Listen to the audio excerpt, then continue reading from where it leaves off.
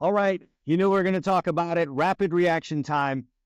Florida versus Miami. We had waited all summer, or at least since this was announced, for us to have this moment today where the University of Miami travels to Florida and takes on the Gators in the swamp. A lot on the line going into this game. I mean, maybe people were coy about it going into it. The truth of the matter that a lot was at stake in this football game. And clearly, there is one team better than the other by a pretty wide margin, as the final score would tell you. Miami prevails in this game. And I can't even use that word prevails. They actually just run flat over the Florida Gators, 41-17. Everyone wanted to know exactly what each team has.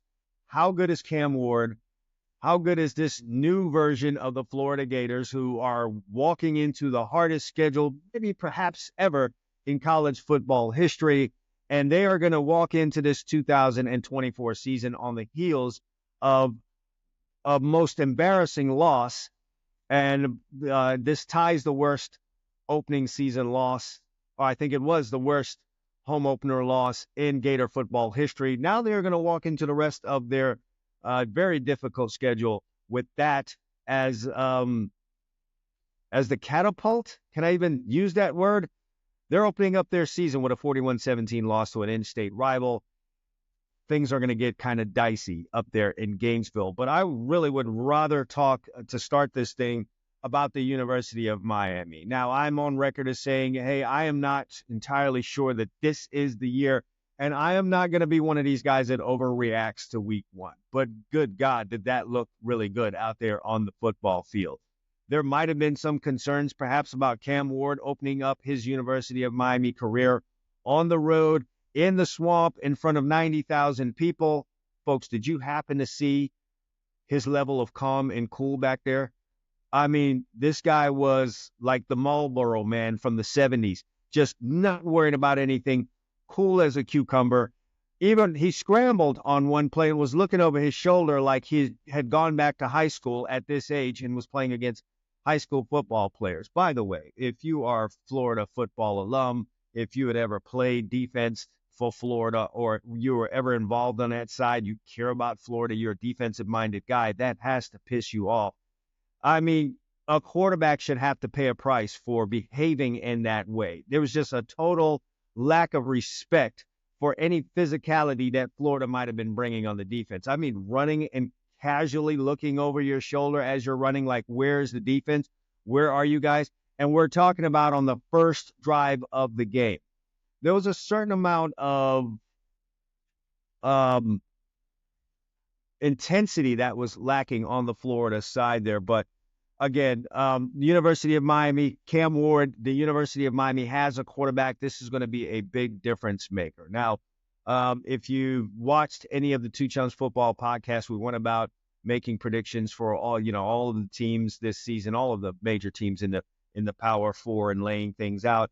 And, you could call it me not wanting to overhype the team and put any kind of jinx on it, whatever you may want to call it. But if I just go by this game and I can have a little bit of an overreaction, I might have been a little bit wrong. And then, I do a lot of stuff off of models. I've been doing this for a while. I've noticed some things, so I tend to want to stick to those things that I've noticed. However, when I'm wrong model-wise, or a little formula that I have for picking teams, it's usually because I'm incorrect on quarterback play. Either the quarterback is not as good at all as I thought he would be, or he happens to be way worse. One of the biggest times I could think about was the 2013 Florida State Seminoles. I was dead wrong on those guys, and I'm usually good with the in-state teams in Florida. And the biggest reason was a guy named Jameis Winston, just not really familiar with his game and what he was going to bring to the table.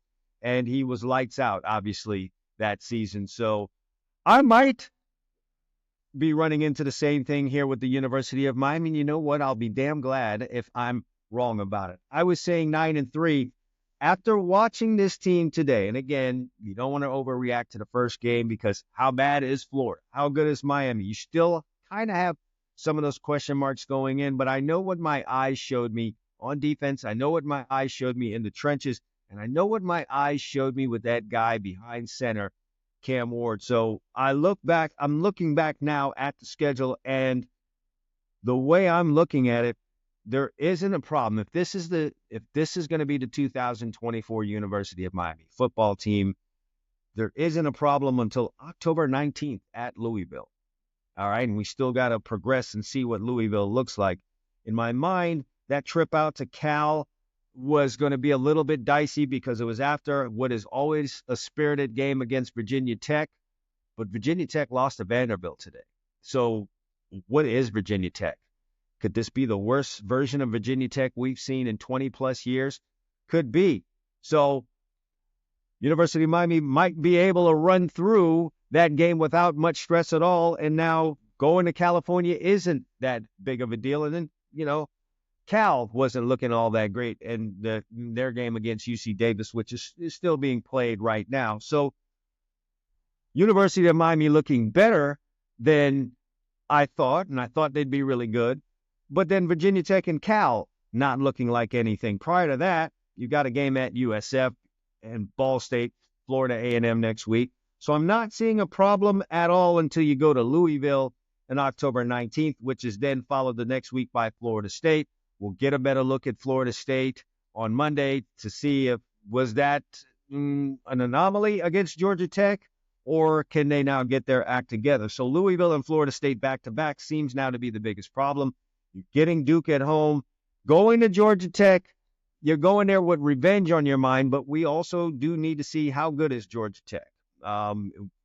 Was that also, a breakout game for them against Florida State? Are they going to really be a problem like that, or, whatever the case may be? But then you're looking at the rest, Wake Forest, Syracuse. Folks, we could be on the path to, every year when, we start the season off good, and I'm talking to Canes fans, it's we're back. I'm not going to start that at all. Been down this road way too many times. But I am going to say I'm extremely proud of what I saw on the field. Above me being proud, though, I'm impressed. And when I look at what's kind of out there, if I'm just scanning the surface of week one, the schedule set up for some really, really great things. And this has the lookings of a magical year, and a lot of it spearheaded by the fact that you've got a playmaker at the quarterback position.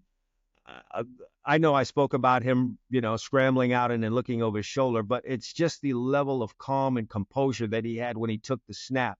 That has to do with a much improved offensive line. And folks, let's just be honest, you knew Mario Cristobal was going to get that offensive. If he was going to do anything as a University of Miami coach, he was going to have that offensive line playing good football, and he was going to get quality players in that offensive line. And by golly, he's done that.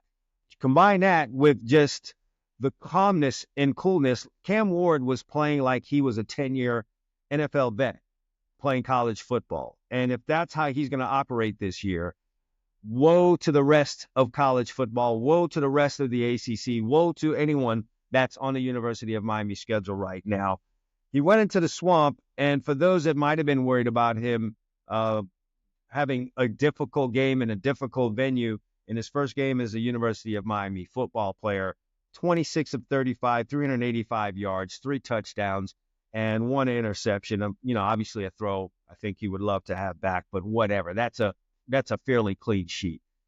And I know after Thursday, everyone's talking about Shedeur Sanders as a Heisman Trophy candidate. I think ultimately what's going to hurt Shedeur Sanders in that quest for the Heisman Trophy is the fact that I don't think Colorado's going to win enough games for that to happen. Typically, it's for a team in the chase, in the hunt, the college football playoff, and I'm not sure that that's going to happen for Colorado. Of course, that remains to be seen.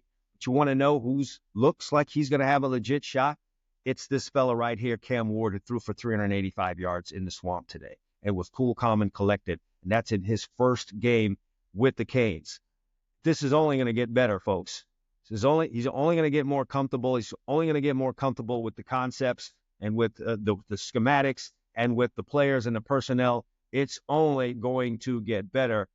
Cam Ward can spearhead the return of the University of Miami. You're talking about a legitimate Heisman Trophy candidate and a guy who would have a good chance to win it if, as it seems, the University of Miami could go 10-2, 11-1, 12-0, be in an ACC championship game, win that, get in the college football playoff, you're looking at a legit guy in Cam Ward as a Heisman Trophy candidate. Xavier Restrepo doing Xavier Restrepo things in the game, 7 catches, 112 yards, 1 touchdown.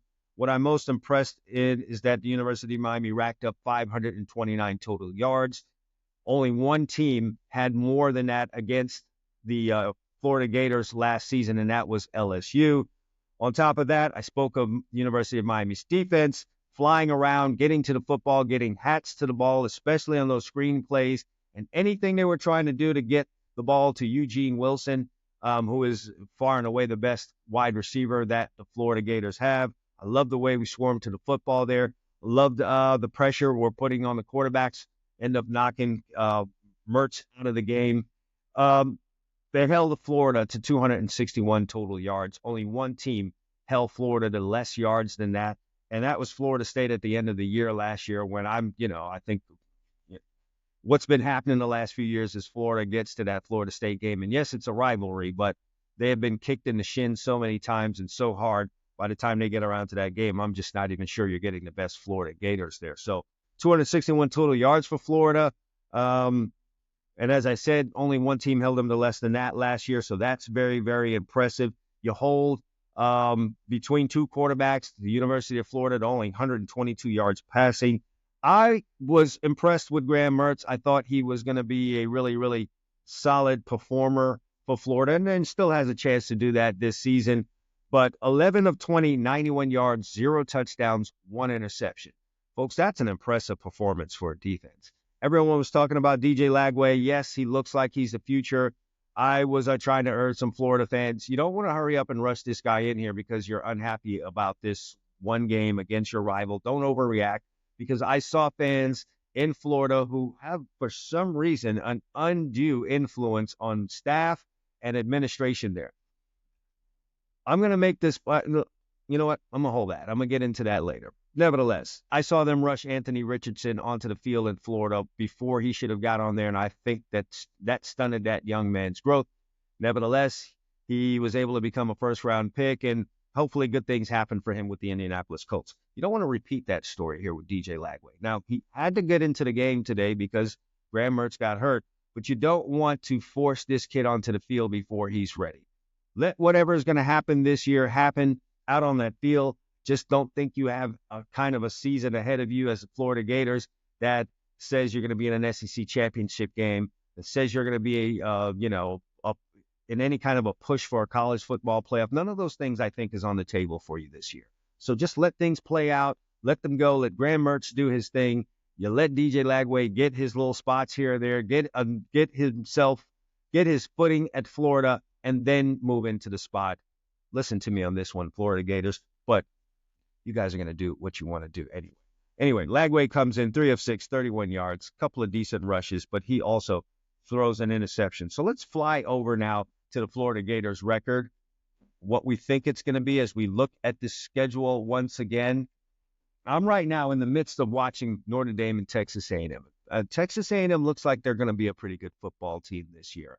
I'm not sure about the explosiveness of their offense, but the offense plays complementary football with the defense, and that's going to make beating Texas A&M tough. And based on what I saw today, got the Florida Gators sitting here it's like they got beat so bad today, it's like they're 0-2. They're 0-1. They're going to get back on their feet against Samford. Hopefully, to keep some of the noise down, they have a 28-35 lead next week against Samford. But I'm here to tell you that Texas A&M game in 2 weeks looks tougher now than I thought it looked when I was doing the preseason show with AIM. It sure looks tougher now. That is a little concerning. And if I had to mark it down today, that Texas A&M game is a loss. So we're 1-2. Then you got to go to Mississippi State. Mississippi State kicked the living you-know-what out of somebody today. Can't even name who. So they might, in fact, be a good football team. And right now, I don't know that the Florida Gators can go on the road in the SEC right now and win a football game.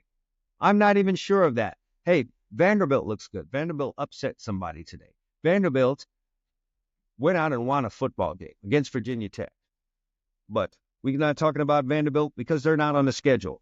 So you could very well be 1-3. And I have this one request to the Florida Gators is that after that Mississippi State game, you are playing the University of Central Florida. I have look at me, Florida. I have one request is that if you do anything this season, do not, and I repeat, do not lose that UCF game. I do not want to hear it from Central Florida fans who pulled a Donald Trump in 2017 and tried to declare themselves national champions when they did not have the votes and the resume, basically, to say that. And yes, I said resume, all right?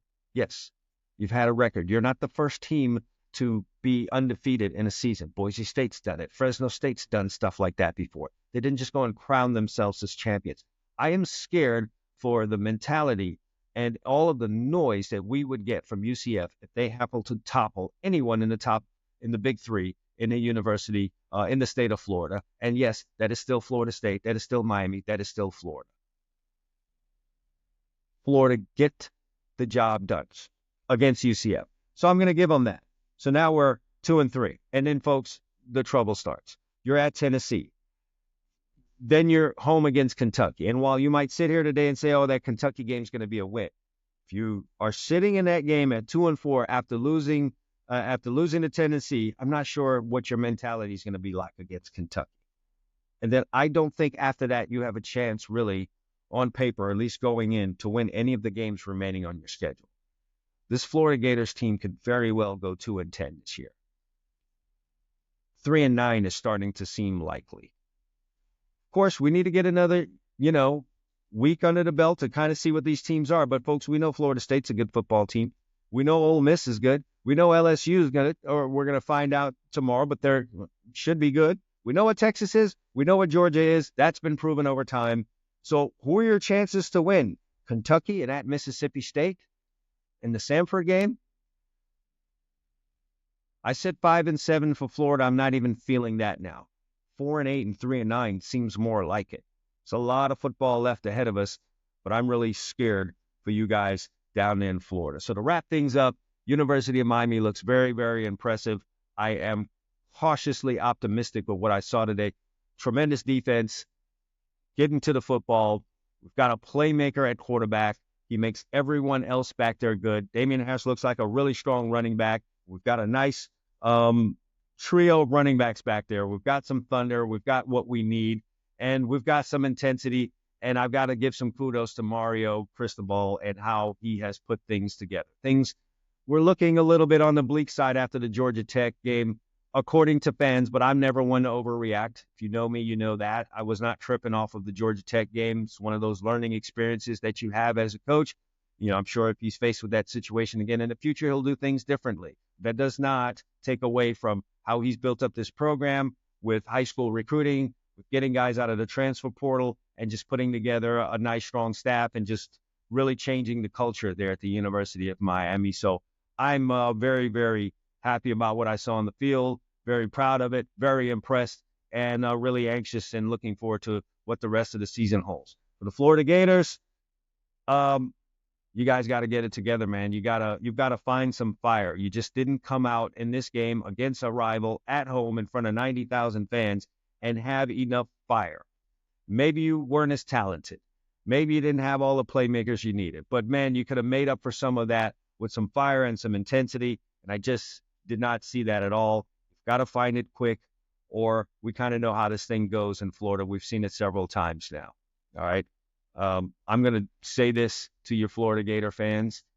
It's time to stop blaming Marco Wilson for throwing the shoe for all of your woes. It's time for you guys to start looking in the mirror and own the part that you've played in the demise of your program, which is your incessant, poor behavior, your crying and boo-hooing, and you're wanting everyone to get fired the moment things go sideways. I'm going to say this again.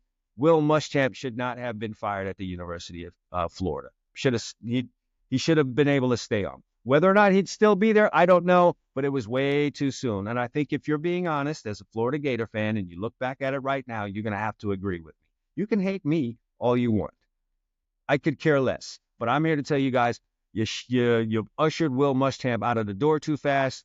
And when you did that, you brought McElwain in. It made it so easy to fire McElwain too. So you shove McElwain out. And then Dan Mullen comes in, takes you to a couple of New Year's Eve 6 bowl games. He wins you 30 games in the first 3 years that he's there, and then that wasn't good enough. And I'm here to tell you, Dan Mullen was sick of you guys, the fan base, and the administration that listens to the fan base. He was sick of you guys by that last year. If it wasn't obvious to you, he just didn't care anymore because you guys were ungrateful. So you guys will do what you will with Billy. Things don't look too great here, and there are going to be several instances here on the schedule as I look at it for you guys to be embarrassed in the same fashion in which you were today. And I can't sit here and tell you, don't be out there chanting for Billy to get fired, because there's just no way I can convince you guys that. If there's another 24 to 31 point loss on this schedule, which there's several teams here that could do that, there's no way I can stop you guys from doing it. But you guys have got to stop getting coaches fired. Administration, you got to stop firing coaches every 3 years. You have directly contributed to the demise of this program, and nothing's going to change until you quit that practice.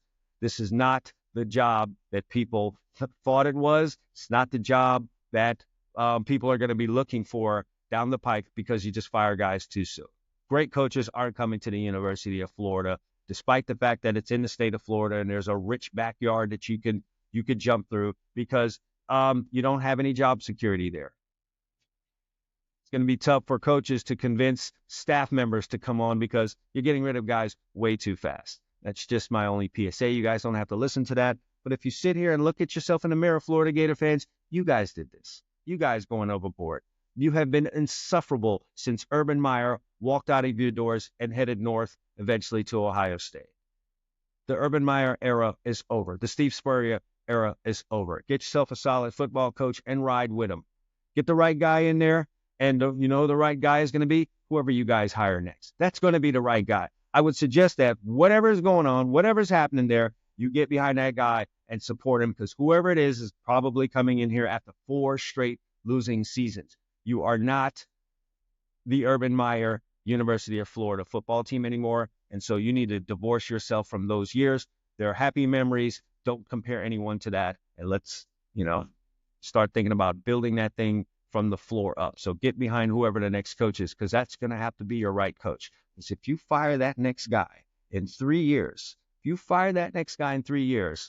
well, then you might just be a clown program, and UCF can take you guys' spot in the Big Three. That's it for me. Hey, guys, check out this channel. Go ahead and subscribe to this channel. You're going to want to watch the Two Chumps Football Podcast. You're going to watch the Gridiron. You're going to want to watch the Gridiron Stud Show, where I also talk about college football and also give great college football recruiting advice. So go ahead and do that. Jump on, subscribe to the channel, like, share. And if you're listening to this on any of the streaming devices, Apple, Spotify, podcasters, go ahead and subscribe there and rate the show. Appreciate it. Till next time, Two Chumps Football Podcast. I'm Chad Wilson.